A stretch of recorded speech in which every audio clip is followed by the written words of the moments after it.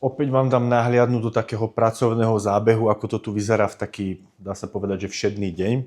Máme tu Defendera na takú, dá sa povedať, že rozsiahlejšiu prácu, kde sa to tu kompletne v podstate ide zrenovovať. Začíname samozrejme takto, môžeme ísť vedľa. Máme tu za mňa takúto krásnu 750 G12, čiže posledná v podstate G12 po facelifte. 8 válec, 2 turba, fantastický motor, robilo sa tu kompletnejší taký servis, kde sa riešil kompletné chladenie, pretože tieto motory majú s tými teplotami máličko problém, čiže toto bola taká prevencia, plus sa tu idú ešte robiť výfuky ladené a také veci okolo. Zároveň oproti máme postavenú takú, dá sa povedať, jemnú konkurenciu S8. Tá je tu na taký tiež trošku väčší servis, začíname kompletnou nápravou a potom sa presunieme na motor.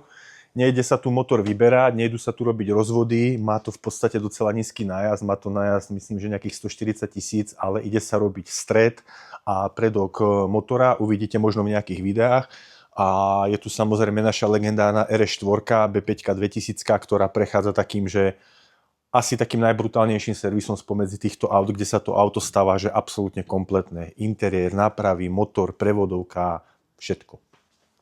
No a už napíšte vy, že či sa vám páči aj takýto typ videí, ktorý je taký, dá sa povedať, že zo všedného dňa. Ďakujeme, že nás sledujete.